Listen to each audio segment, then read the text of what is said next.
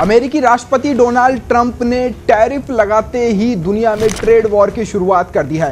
चीन, Mexico, Canada ही नहीं, भारत पर भी उन्होंने टैरिफ लगाने का ऐलान कर दिया है। लेकिन इन सबके बीच एक अच्छी खबर यह है कि अमेरिका अब बैकफुट पर नजर आ रहा है। जी हां, भारत के केंद्रीय मंत्री पीयूष गोयल इस वक्त अमेरिका में हैं और अमेरिका से टैरिफ को लेकर बातचीत की जा रही है। और ऐसा लग रहा है कि अमेरिका अब जिस तरह से सभी देश अमेरिका के खिलाफ बोल रहे हैं, चीन हो गया, कनाडा हो गया, मैक्सिको हो गया, उसको देखते हुए अमेरिका अब कहीं न कहीं बैकफुट पर नजर आ रहा है।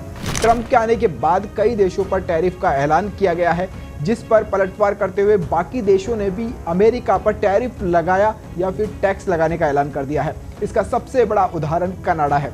ट्रंप ने ऊर्जा आयात को छोड़कर कनाडा से आने वाले सभी सामानों पर 25% टैरिफ लगाने की घोषणा की। पलटवार करते हुए कनाडा के प्रधानमंत्री जस्टिन ट्रूडो ने भी 30 अरब कनाडाई डॉलर मूल्य के अमेरिकी आयात पर टैरिफ लगा दिया है। इसी तरह मैक्सिको ने भी अमेरिका प्रोडक्ट्स पर टैरिफ लगाने का ऐलान किया है। वहीं चीन की बात करें तो चीन युद्ध तक की इच्छा जाहिर कर चुका है। चीन ने अमेरिका पर उतना ही टैरिफ लगाया है जितना कि अमेरिका ने चीन के प्रोडक्ट्स पर लगा चुका है।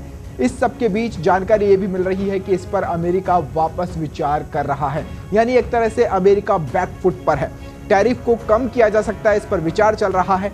भारत पर भी टैरिफ लगाने के प्लान पर फिर से विचार किया जा सकता है, क्योंकि केंद्रीय मंत्री पीयूष गोयल अमेरिका में ही है और अमेरिका से टैरिफ को लेकर चर्चा भी की जा रही है। ऐसे में भारत पर टैरिफ को लेकर ट्रंप फिर से विचार कर सकते हैं। इसके अलावा जब से डोनाल्ड ट्रंप ने टैरिफ लगाने का ऐलान किया है, अमेरिका को भी कई झटके लगे हैं। जी हाँ, ये सच है, अमेरिका को बड़े नुकसान उठाने पड़ रहे हैं। उसमें सबसे पहला डॉलर में गिरावट है। ट्रंप के टैरिफ वॉर से यूएस डॉलर में गिरावट देखने को मिलने लगी है। बीते एक सप्ताह में डॉलर में करीब 1.5% की गिरावट आ चुकी है।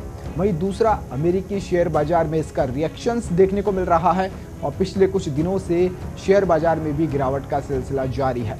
रिपोर्ट्स की माने तो टैरिफ वॉर से अमेरिकी ग्रोथ पर पड़ने वाले प्रभाव को लेकर देश के बाजारों की चिंता भी बढ़ी है और ये टैरिफ के कारण महंगाई बढ़ने के खतरे से जुड़ी हुई है।